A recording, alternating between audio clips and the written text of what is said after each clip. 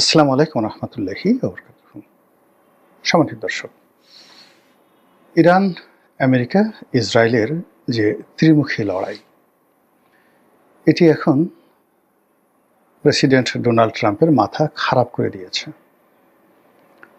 Netanyahu কোথায় আছেন আমরা জানি না। তিনি কি অসুস্থ, আহত, নাকি তিনিও ইমাম আলী খামেনির মতো ইন্তেকাল করেছেন বা জাহান্নামে গিয়েছেন, আমরা জানি না। পুরো মধ্যপ্রাচ্যের রাজনীতি থরথর করে কাঁপছে। আকাশে আগুনের হলকা, কোন জায়গাতে কখন কিভাবে যে ইরানের মিসাইল আঘাত হানে বলা যাচ্ছে না। ইরান যেভাবে আক্রমণ করছে, অবস্থা দৃষ্টি মনে হচ্ছে যে তারা নিজেদের যে রাগ এবং ক্রোধ, এটার সর্বোচ্চ তারা এই যুদ্ধের ময়দানে দেখাচ্ছে। গত 50 বছরের অবিরত প্রস্তুতি, গত 50 বছরের ক্রোধ, রাগ, এবং তারা যে প্রক্সি গ্রুপগুলো তৈরি করে রেখেছে মিডল ইস্টে, এখন তাদের সকলের জন্য জীবন মরণ সমস্যা। ইরান যদি না থাকে, হিজবুল্লাহ থাকবে না। ইরান যদি না থাকে, হুতি থাকবে না। ইরান যদি না থাকে, তাহলে হামাস থাকবে না। এর বাইরে অন্তত আরও ছোট বড় ইরাক, লেবানন, সিরিয়া, ইয়ামেন, ফিলিস্তিন, মিশর, জর্ডান, কুয়েত, এমনকি সৌদি আরবিয়াতে 100টার উপরে প্রক্সি সংগঠন আছে, সশস্ত্র প্রক্সি সংগঠন আছে ইরানের, যারা দ্বিধার্সে ফটাফট করে যে কোনো জায়গাটা অকারেজ ঘটিয়ে হাজার হাজার মানুষকে গুলি করতে পারে। তাদের কাছে machine gun, sub machine gun এবং একই সঙ্গে বহনযোগ্য যে সকল মারণাস্ত্র রয়েছে, যা দিয়ে তারা হেলিকপ্টার পর্যন্ত ভূপাতিত করতে পারে। তো এই যে প্রস্তুতি ইরানের, সেই প্রস্তুতি ইহুদিবাদের বিরুদ্ধে, সেই প্রস্তুতি ইসরায়েলের বিরুদ্ধে, সেই প্রস্তুতি খ্রিস্টানবাদের বিরুদ্ধে, মার্কিন আধিপত্যবাদের বিরুদ্ধে। এই চূড়ান্ত পর্যায়ে তারা এখন প্রায় বলা হয়ে থাকে তারা পারমাণবিক বোমা বানানোর পর্যায়ে পৌঁছে গেছে। এই যুদ্ধের পরে বেশ কয়েকটি বিস্ফোরণ হয়েছে, পুরো ইরান জুড়ে কম্পন তৈরি হয়েছে। সবাই বলার চেষ্টা করছে যে ইরান হয়তো পরমাণু বোমার বিস্ফোরণ ঘটিয়েছে। ঘটনা যদি সত্য হয়, তাহলে পুরো মধ্যপ্রাচ্যের যে রাজনীতির কোর্স অফ অ্যাকশন, এটি পরিবর্তন হয়ে যাবে। ইরান যে কাজটি করছে, তারা এবার মধ্যপ্রাচ্যের যে আকাশ প্রতিরক্ষা বহু, আমেরিকা এবং ইসরায়েলের যৌথ প্রযোজনাতে তারা ইসরায়েল এবং অন্যান্য আমেরিকা ইসরায়েলের বন্ধু রাষ্ট্রের যে সকল সীমানা রয়েছে, সেখানে তারা এই আকাশ প্রতিরক্ষা বহু তৈরি করে ফেলেছিল। এবং এই প্রতিরক্ষা বহু ভেদ করে ইরানের কোনো ক্ষেপণাস্ত্র ওই দেশে প্রবেশ করতে পারবে না, এরকম হুমবিতম্বি তারা করেছিল। সেই পুরো প্রতিরক্ষা বহু ভেঙে ফেলেছে। এখন ইরানের শাহেদ ড্রোন অনায়াসে, আমরা যেভাবে ঘুড়ি উড়াই, এইভাবে অনায়াসে নির্বিবাদে তারা এখন দুবাইয়ের আলবুর্জ খলিফা আলবুর্জ যে টাওয়ার, সেখানে আঘাত আনতে সক্ষম। তারা রিয়াদের হোটেল রিস কার্লটনে আঘাত হেনেছে। তারা সৌদি আরামকো তেল কোম্পানিতে আঘাত হেনেছে। এইভাবে আমেরিকার 17টি যে বেজ আছে ইরানকে কেন্দ্র করে, সব কিছু তছনছ করে দিয়েছে।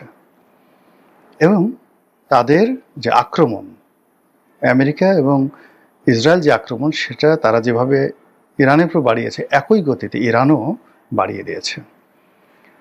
মধ্য থেকে ইরান যে কাজটি করেছে, তাদের কৌশলগত যে পোতাশ্রয় রয়েছে হরমুজ প্রণালী, এটা বন্ধ করে দেওয়ার কারণে পুরো তেলের বাজার, সারা পৃথিবীতে পেট্রোলিয়ামের বাজার মানে লাগামহীন হয়ে গেছে। এবং এই যুদ্ধ যদি 1 মাস চলে, হরমুজ প্রণালী যদি মাত্র 1 মাস বন্ধ থাকে, আপনি নির্ঘাত ধরে নেন তেলের মূল্য এখন যা আছে বাংলাদেশে বা পৃথিবীতে, এটা 3 গুণ হয়ে যাবে, জাস্ট 3 টাইমস।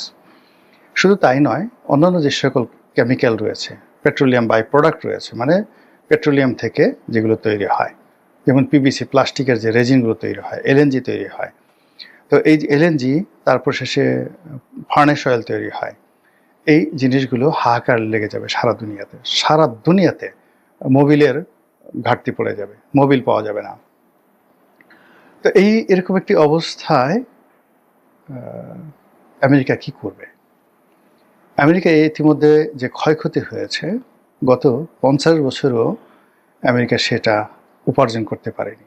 এই কদিনের যুদ্ধে তারা সর্বশক্তি, তাদের যে দাপট, মানে আব্রাহাম লিঙ্কন নামে তাদের যে একটা পারমাণু চালিত যুদ্ধজাহাজ ছিল, এটা আঘাত হেনেছে ইরান, এবং এটা এমনভাবে ক্ষতিগ্রস্ত হয়েছে যে এটি আর সমুদ্রে ভাসিয়ে রাখা যাচ্ছে না। এটি এখন সেখান থেকে ভূমধ্যসাগর থেকে সরিয়ে নিরাপদ জায়গায় আনা হচ্ছে মেরামতের জন্য। তাদের অন্যান্য যে যুদ্ধজাহাজগুলো, সেগুলো কাজ করছে না ঠিক মতো। বিরাট আর একটি যুদ্ধজাহাজ, মানে সেটার পুরো টয়লেট সিস্টেমটা নষ্ট হয়ে গেছে। এখন যারা সেখানে প্রায় 8,000-এর মতো সৈন্য আছে, সেই 8,000 সৈন্য মানে ঘন্টার পর ঘন্টা দাঁড়িয়ে থাকে টয়লেট করার জন্য। এরকম একটা অবস্থা তৈরি হয়েছে সেখানে। মানে প্রাকৃতিক বিপর্যয় যাকে বলে, খোদার গজব যাকে বলে, সেই জিনিসগুলো ইরানের জন্য তৈরি হয়েছে। এদিকে একজন বলতেছে ডোনাল্ড ট্রাম্পের শরীরে পছন্দ হয়েছে, রীতিমতো কুষ্ঠ হয়েছে, তার চামড়া নষ্ট হয়ে গেছে। এবং একটা ভিডিওতে দেখলাম যে সে এমনভাবে হাঁটছে, অনেকটা মাতালের মতো তারা ঘুরে পড়ে যাচ্ছে। সব মিলিয়ে আমেরিকার যারা পররাষ্ট্রমন্ত্রী আছেন, স্বরাষ্ট্রমন্ত্রী আছেন, তারপরে প্রতিরক্ষা মন্ত্রী আছেন, তাদের কথাবার্তা এলোমেলো হয়ে গেছে। এরা মানে আমেরিকার যারা জনগণ রয়েছেন, তারা এখন ডোনাল্ড ট্রাম্পকে দায়ী করছেন। তার যুদ্ধ করার ক্ষমতা কমানোর জন্য উহাদের পার্লামেন্ট, যেটা মার্কিন কংগ্রেস, তারা বিল আনছে যে ইসাকলি প্রেসিডেন্ট কংগ্রেসের অনুমতি ছাড়া যুদ্ধ ঘোষণা করতে পারবে না এবং যুদ্ধের আয়োজন করতে পারবে না। তো এই বিষয়গুলো এখন আমেরিকাতে ব্যাপক পরিবর্তন হচ্ছে, আর লক্ষ লক্ষ মানুষ হয়তো আর কদিন পরে রাস্তায় নেমে আসবে। এবং ইতিমধ্যে গত এই 4 দিনের যুদ্ধের ফলে সেখানে তেলের দাম গত 20 বছরে যেটা বাড়েনি, এইবার সেই তেলের দাম তারা বাড়িয়ে দিয়েছে সরকার। তো এই অবস্থাতে ডোনাল্ড ট্রাম্প কী করবেন? তিনি কি করজোড়ে ক্ষমা চাইবেন? তিনি কি এই যুদ্ধে ইরানের কাছে আত্মসমর্পণ করবেন? ইরানের যে ক্ষয়ক্ষতি হয়েছে সেটার ক্ষতিপূরণ দেবেন? কিংবা মধ্যপ্রাচ্যে যে সকল দেশ এখন আমেরিকাকে ছেড়ে গেছে, তারা বলছে যে তোমরা নিজেদেরকে রক্ষা করতে পারছো না, আমাদেরকে কিভাবে রক্ষা করবা? আমাদের যে সুখ স্বপ্ন, আমাদের ক্যাবারে ডিস্কো, আমাদের সেই বড় বড় যে বিত্তবিলাস, পেট্রো ডলার দিয়ে আমরা যেগুলো তুলেছি, সারা পৃথিবীর ধনীদেরকে এনে আমরা যে একটা পাপের শহর তৈরি করেছি, যেখানে উন্মুক্ত যৌনতা থেকে শুরু করে সমস্ত অপকর্ম আমরা যেখানে প্রকাশ্যে করি সমুদ্রের তীরে বসে বসে, সেই বালাখানা ইরান ধ্বংস করে দিচ্ছে। এখন ইরানের এই শাহেদ ড্রোন মনে হচ্ছে আজরাইলের ড্রোন। আমরা যে পৃথিবীতে অপকর্ম করেছি আমেরিকানদের কবলে পড়ে, সেই অপকর্মের শাস্তি আমরা পাচ্ছি। আর তোমাদের সাথে নাই, আমরা এখন ইরানের সাথে আছি। এইভাবে অনেকে রণভঙ্গ দেওয়ার চেষ্টা করছে। আবার এই যুদ্ধের ফলে যদি ইরান জিতে যায়, তাহলে মধ্যপ্রাচ্যের দেশগুলো ইরানের আনুগত্য করবে, অথবা তারাও এইভাবে পরমাণু যুদ্ধ শুরু করবে এবং একই সঙ্গে নিজেদের সামরিক ভান্ডার তারা শক্তিশালী করার চেষ্টা করবে। পুরো মধ্যপ্রাচ্য শেষ এই যুদ্ধের ফলে।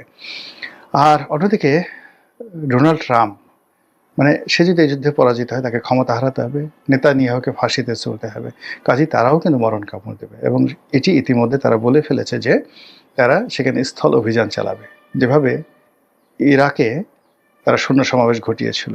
আপনাদের মনে আছে যে তখন প্রায় 4.5 লাখ রিপাবলিকান গার্ড ছিল, দুধর্ষ রিপাবলিকান গার্ড। তো সেই রিপাবলিকান গার্ডদের মোকাবেলা করার জন্য আমেরিকান সৈন্য সেখানে স্থল অভিযান চালিয়েছিল। এই একই স্থল অভিযান তারা ইরানে চালাতে চাচ্ছে। এটা নিয়ে আলোচনা। ইরানে কি স্থল অভিযান চালানো সম্ভব? না, কোনো অবস্থায় চালানো সম্ভব নয়। ইরানের যে অস্ত্র আছে, শস্ত্র আছে, গোলা বারুদ আছে, যে ভূমি আছে, এখানে 10 লাখ কেন 15 লাখ 20 লাখ সৈন্য যদি সমাবেশ করা হয়, ইরানের এই বিশাল ভূখণ্ডে তারা হারিয়ে যাবে, মরুভূমির বালির মধ্যে চাপা পড়ে যাবে। যে পর্বতমালা রয়েছে, জাগ্রেব পর্বতমালা রয়েছে, জাগ্রোস পর্বতমালা রয়েছে, সেই জাগ্রোস পর্বতমালা, সেখানে পৃথিবীর প্রথম ছাগল, মানে যাকে বলা পাহাড়ি ছাগল, আপনি দেখেন ওই যে পাহাড়ে উঠে উঠে লাফায় লাফায় যে পাহাড়ে যে ছাগল উঠে, সেই ছাগলের আদিভূমি এই জাগ্রোস পর্বতমালা। এবং এখানের অনেকগুলো পর্বতমালা রয়েছে ইস্পাহানের কাছাকাছি, যেখানে অনেক সন্ত্রাসী গ্রুপ 200 বছর 300 বছর, তাদের মধ্যে অ্যাসাসিনেশন একটা গ্রুপ ছিল, 300 বছর পর্যন্ত পুরো পৃথিবীকে তারা ডমিনেট করেছে। ওখান থেকে যারা একটা স্লিপ পাঠাতো যে অমুক রাজদরবারে রাজাকে হত্যা করা হবে, সেই রাজদরবারে কান্নার রোল পড়ে যেত, কিন্তু একমাত্র হালাকু খানি সেই তাদেরকে দমন করতে পেরেছিল। এছাড়া 300 বছর ওই দুর্ভেদ্য পাহাড়ি অঞ্চলে তারা লুকিয়ে থেকে সারা পৃথিবীকে তছনছ করেছে। এটা হলো ইরানের এমন একটা ভৌগোলিক অবস্থান, সেই ভৌগোলিক অবস্থান কারণে সেখানে যারা বসবাস করেন তারা প্রকৃতিগতভাবে ন্যাচারাল যে জাস্টিস তারা পান, ন্যাচারাল প্রোটেকশন তারা পান। সেই প্রোটেকশনের কারণে ইরানের সঙ্গে স্থল যুদ্ধ করা কোনো অবস্থায় সম্ভব নয়। তারা সৈন্য সমাবেশ করতে পারে, তাণ্ডব চালাতে পারে, জাস্ট লাইক আফগানিস্তান। তো আফগানিস্তানের ভূমি যে বৈচিত্র্য, সেই ভূমি বৈচিত্র্যের চাইতে 1,00,000 গুণ বৈচিত্র্য এবং দুর্গম ভূমি হলো পারস্যের ভূমি। তো আফগানিস্তানে যদি আমেরিকার ওই অবস্থা হয়, তা ইরানে কি হবে বুঝতে পারেন ব্যাপারটা। আফগানিস্তান ছোট দেশ, তার সঙ্গে সঙ্গে লোক সংখ্যাও কম, অর্থনৈতিকভাবে প্রযুক্তিগতভাবে তাদের কিছুই ছিল না। তারা শুধুমাত্র পাহাড়ের ভিতরে গুহায় লুকিয়ে থেকে সেই রাইফেল বা AK-47 হাতে নিয়ে তারা সেই হাতাহাতি যুদ্ধ করেছে। এটাই আমেরিকা সামাল দিতে পারেনি। আর ইরানের যে প্রযুক্তি, ইরানের যে ঐতিহ্য, ইরানের যে জনগোষ্ঠী, তাদের যে প্রক্সি গ্রুপ, এর সাথে 20 লাখ সৈন্য নিয়ে তারা যদি ওখানে যায়, 20 লাখ সৈন্যের একটাও ওখান থেকে জীবন নিয়ে আসতে পারবে বলে আমার কাছে মনে হচ্ছে না। তো কাজেই ইরান প্রকৃতিগতভাবেই অজেয়। আল্লাহ রাব্বুল আলামিন কিছু কিছু জায়গা অজেয় করে রেখেছেন, যেটা কেউ মানে কখনো আক্রমণ করে তাদেরকে পরাভূত করতে পারেনি। অনেকগুলো জায়গা রয়েছে, তার মধ্যে ইরান প্রধানতম। তো সেই ইরান নিয়ে এখন ডোনাল্ড ট্রাম্প যে পাগলামো করছেন, আমি মনে করি তার যত তাড়াতাড়ি সম্ভব তার যদি হুঁশ ফিরে আসে, ততই পৃথিবীর জন্য মঙ্গল, তার জন্য মঙ্গল, আমেরিকার জন্য মঙ্গল। আসসালামু আলাইকুম রহমতুল্লাহি ওয়া বারাকাতুহু।